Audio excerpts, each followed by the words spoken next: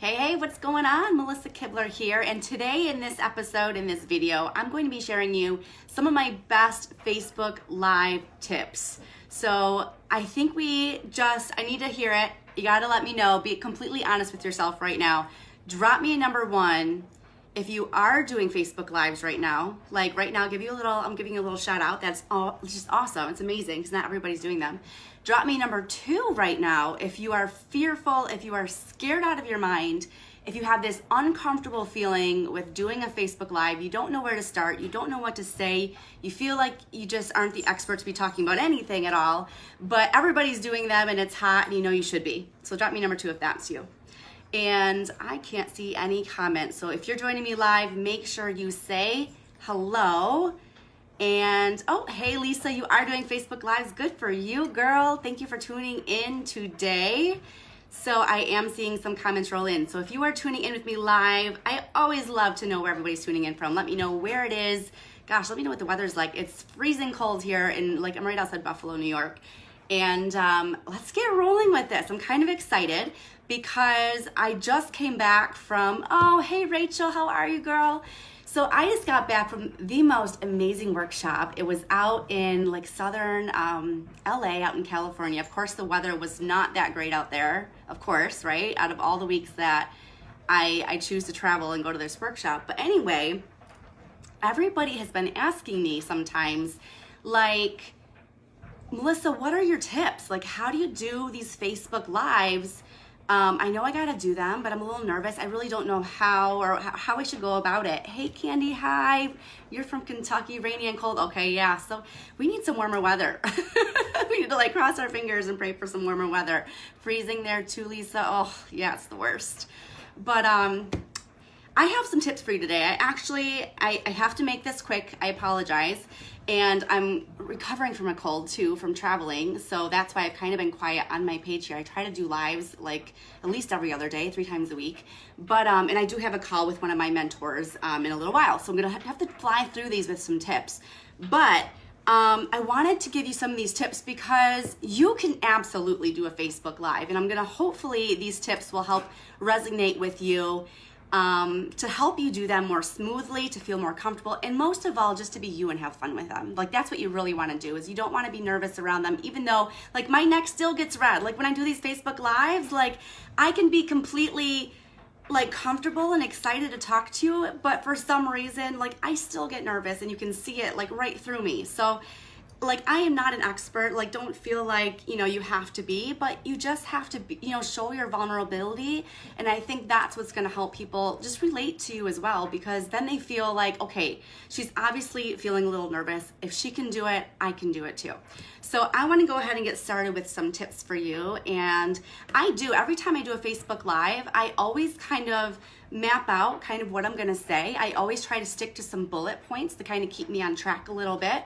And one of the best tips that I can give you for doing a Facebook Live is to know your audience. And a lot of people, when they're growing a business, whether it's network marketing or whether you have your own products, it's so important to know your audience, because you want to know exactly who you're talking to, and you want to know what it is that they're looking for, that value that you're able to give them back. So knowing your audience is huge. And sometimes a lot of people overlook this step because they don't want to slow down and take the time to figure that out, because it's it just feels so time consuming and it doesn't feel very money income producing. So a lot of people skip this step, but in business, that is the most important step, is to know your audience, know who you are serving, know what kind of message you want to send across. And in order to figure that out a little bit, you kind of have to figure out, think about the niche that you're in. And think about, that audience. And a lot of the times it comes back to you.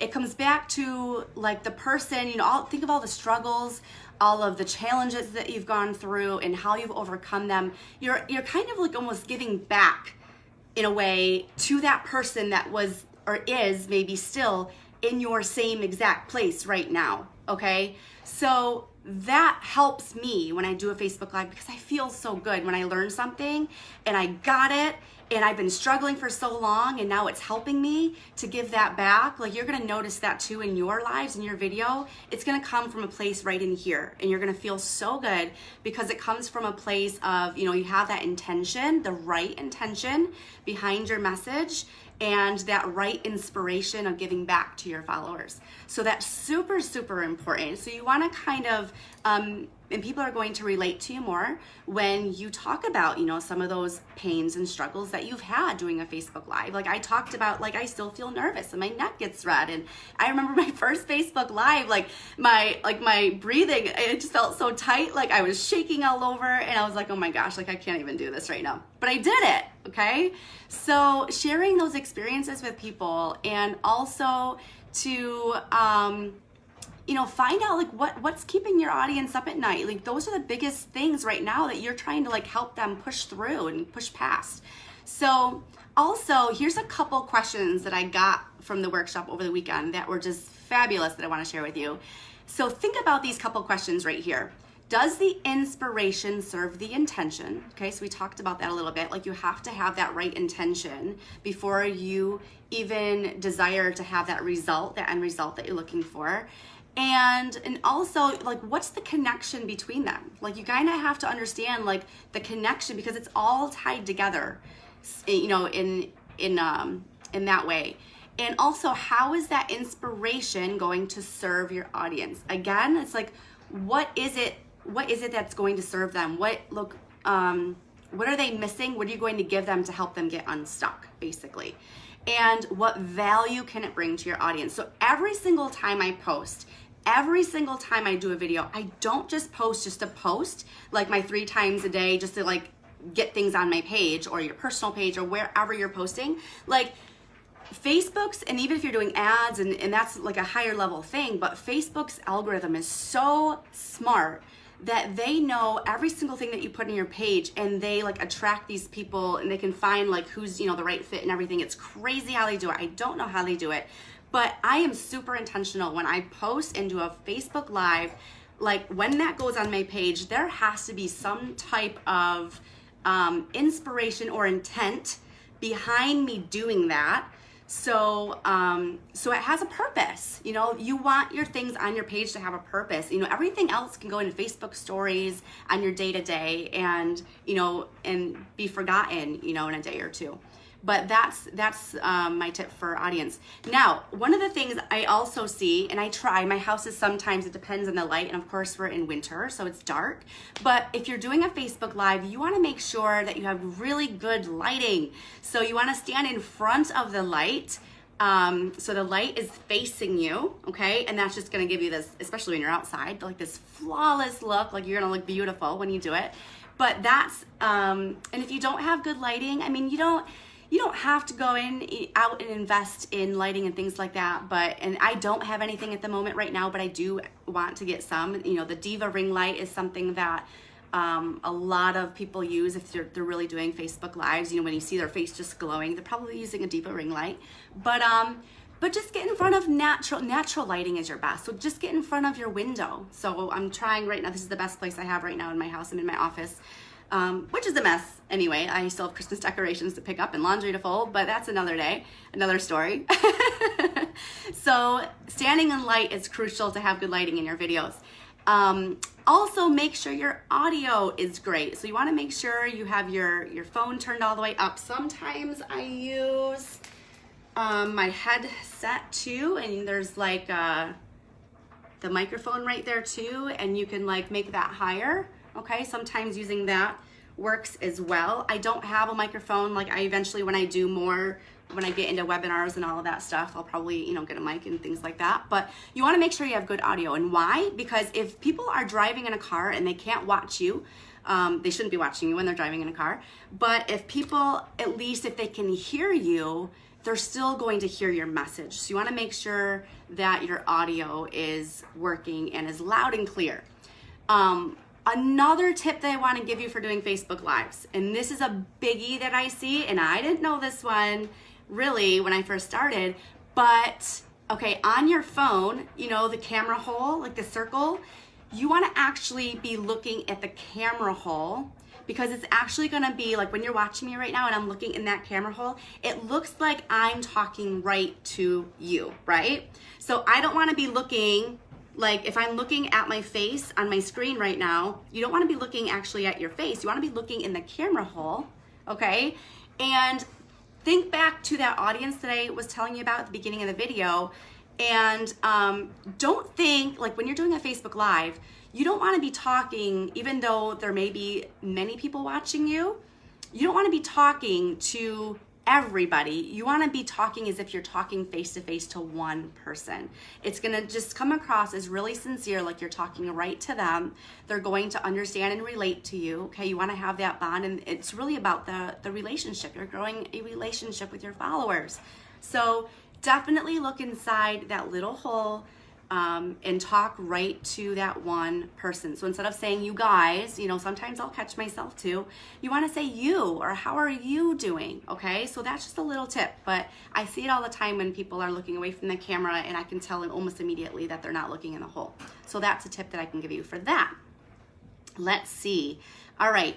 You know what I want to do real quick before I have to hop off is I want to give you like a format, almost like a framework of, and don't overthink this either. Like the best advice when you're actually talking on your Facebook Live is to just be yourself.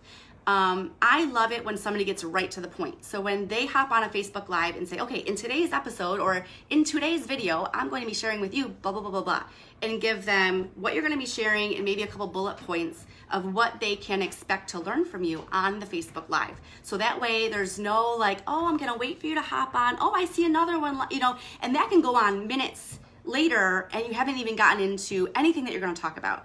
So some people just don't have time for that. So get right to it, get right to the meat and potatoes of this is why I'm hopping on, this is the information that I'm going to give you, and you want to stay to the end until I cover these points with you.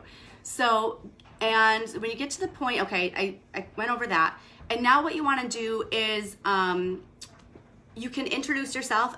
Obviously, like I try to do that all the time. Hey, my name is Melissa Kibler. I help entrepreneurs and network marketers really leverage social media to build their business online, to create success fast, working smarter, not harder. I go into my little like spiel, your little elevator pitch per se, but it really gives people, especially if they're jumping on your page and they don't really know who you are, it gives them, okay, now I know who this person is. This is her name. This is what she does. This is how she helps people. And then give them a little call to action right away. Like, hey, if you're new to my page, go ahead and like my page. That way you never miss a tip or a training. Make sure you set to see notifications. Make sure all those notifications are coming in so you never miss out. So I give a little call to action most likely in the beginning. Or sometimes like, hey, tag a friend or tag your teams. This is gonna be a good one. You wanna give a call to action so that way people have to be told what to do on Facebook Live sometimes. But again, don't overthink the format so much. Like just really think about just being yourself. Think about your intention and your message and what you want to get across to your people, to that one person. And really, if that's you, like just starting out and you're not as familiar with Facebook Lives, just do that right now. Like you really want to just make friends with the camera. If anybody knows who Bren Blaze is, he's one of my friends that I met at a workshop last year. And he's brilliant at Facebook Lives. And he said to get over his fear of Facebook Lives, he just walk around his house, just taking videos of himself, not even doing a Facebook Live, but just the video option on your phone, like the photos and video option. Like take a fun video of yourself cooking, take a fun video of yourself like doing the dishes, or before you get ready to do a task of what you're going to do, like record a video of yourself. You want to like make friends with the camera. Like it's just a thing. Right? It's just a thing. It's not scary as much as we want to make it out to be. It's not scary.